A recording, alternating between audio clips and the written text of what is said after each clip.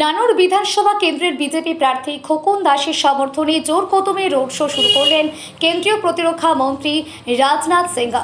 এদিন road show এলাকায় ব্যাপক উৎসাহ জনসমাগম লক্ষ্য করা যায়। রোড শো চলাকালীন বক্তব্য রাখতে গিয়ে তিনি বিভিন্ন ধরনের গুরুত্বপূর্ণ বিষয় তুলে ধরেন। বিশেষ করে অপারেশন সিন্দুর প্রসঙ্গে তিনি সরকারের অবস্থান ব্যাখ্যা করেন এবং দেশের নিরাপত্তা নিয়ে কেন্দ্রের উদ্যোগের কথা উল্লেখ করেন। পাশাপাশি মহিলাদের ক্ষমতায়ন নিয়ে কেন্দ্রের নেওয়া বিভিন্ন পদক্ষেপের কথাও তুলে ধরেন তিনি। মহিলা সংরক্ষণ বিল নিয়েও নিজের মতামত প্রকাশ করে তিনি বলেন, এই বিল দেশের রাজনীতিতে নারীদের অংশগ্রহণ আরও বাড়াবে। मैं कई सार्वजनिक सभाओं को संबोधित करने के बाद और कई रोड शो करने के बाद मैं इस नतीजे पर पहुंचा हूं। और मैं ही नहीं बल्कि हर प्रबुद्ध नागरिक यह मानता है कि इस बार पश्चिमी बंगाल में भारतीय जनता पार्टी की सरकार बनने जा रही है। क्लियर मेजॉरिटी के साथ हमारी सरकार बनने जा रही है। पूरे पश्चिमी बंगाल में भय, दहशत, जुल्म और अत्याचार का एक माहौल लगातार 15 वर्षों तक रहा। लेकिन पश्चिमी बंगाल की जनता ने बराबर टीएमसी को 3-3 बार का मौका दिया। 15 वर्षों का समय, मैं समझता हूं किसी राज्य के विकास के लिए 15 वर्षों का समय यह कम नहीं होता है। देश में बहुत सारे ऐसे राज्य हैं जिन राज्यों ने केवल 5-8 वर्षों के अंदर ही अपने राज्य का विकास तेजी के साथ किया है। पहले इस पश्चिमी बंगाल का कंट्रीब्यूशन, योगदान, जो देश की अर्थव्यवस्था में जो 10% हुआ करता था, टीएमसी के आने के बाद वो घटकर 5% तक पहुंच गया है। ऐसे हालात हो गए हैं।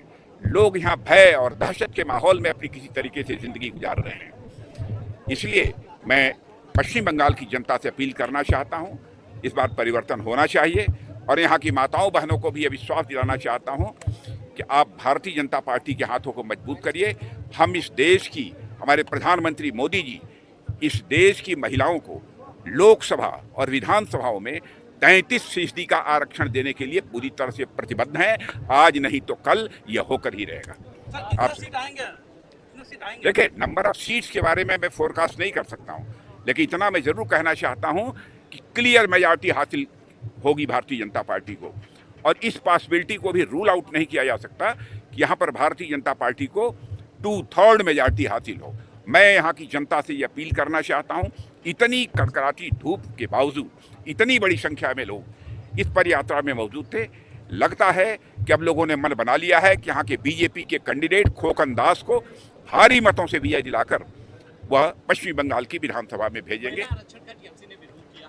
नहीं, टीएमसी ने, डीएमके ने, कांग्रेस ने, समाजवादी पार्टी ने, सभी ने विरोध किया है।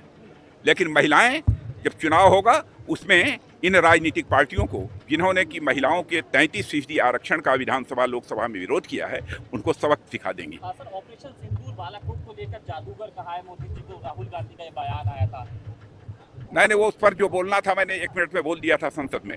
आप चिंता मत करिए। बहुत बड़ी ऑपरेशन सिंदूर मैं समझता हूँ कि अब तक की एक बहुत बड़ी सक्सेस थी और मैं इसके लिए अपने सेना के बहादुर जवानों को बधाई देता हूँ।